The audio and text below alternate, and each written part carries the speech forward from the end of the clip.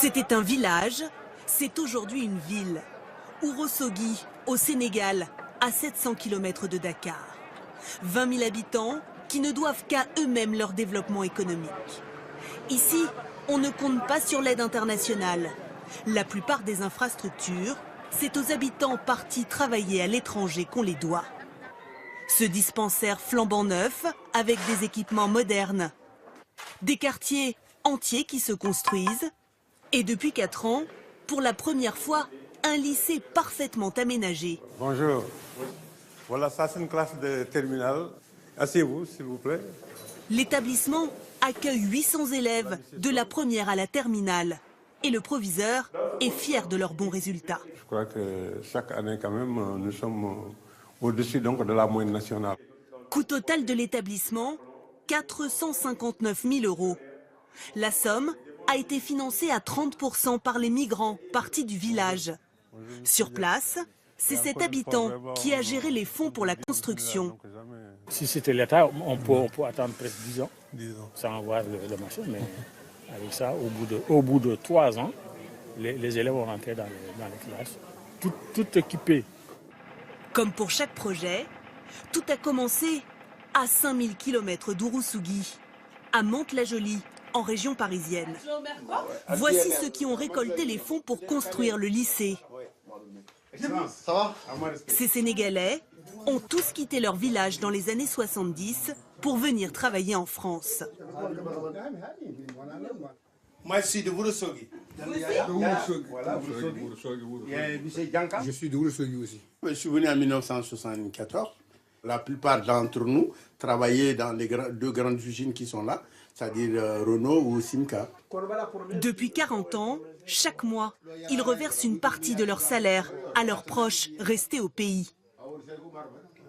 Beaucoup de familles vivent à partir de ces ressources-là. De familles avec famille ici et famille de l'autre. Des parents, des grands-parents, des oncles, des tantes. Tout le monde vit à travers ce truc. C'est un partage. Et tout est très organisé.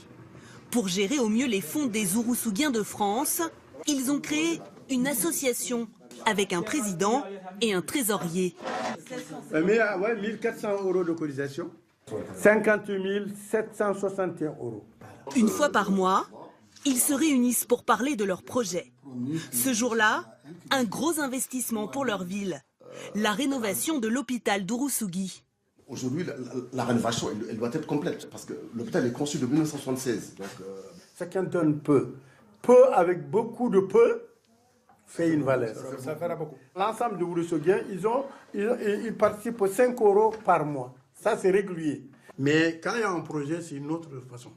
On réunit tous les Ourossogien en France et on leur explique que ce projet-là, l'utilité, on essaie de les convaincre.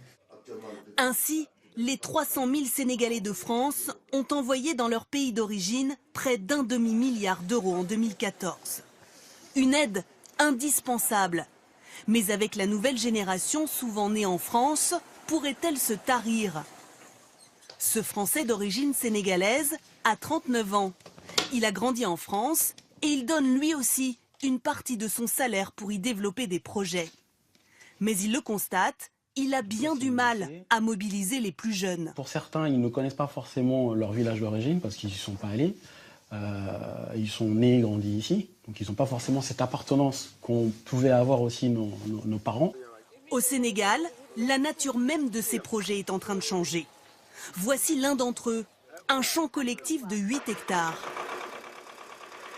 L'argent venu de France a permis d'acheter cette pompe à eau pour irriguer les cultures. 10 000 €. Tomates, maïs, salade, le champ fait vivre aujourd'hui 22 familles.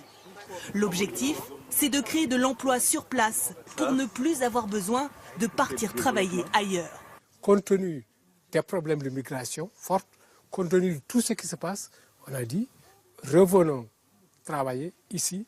Et ce qui fait qu'actuellement les femmes et les hommes travaillent ici et ça a vraiment freiné l'immigration. Surtout en Europe, mais aussi la migration africaine. Depuis 2005, les Sénégalais de France regroupés en associations ont financé plus de 150 projets dans le domaine de la santé, de l'éducation et de l'accès à l'eau potable.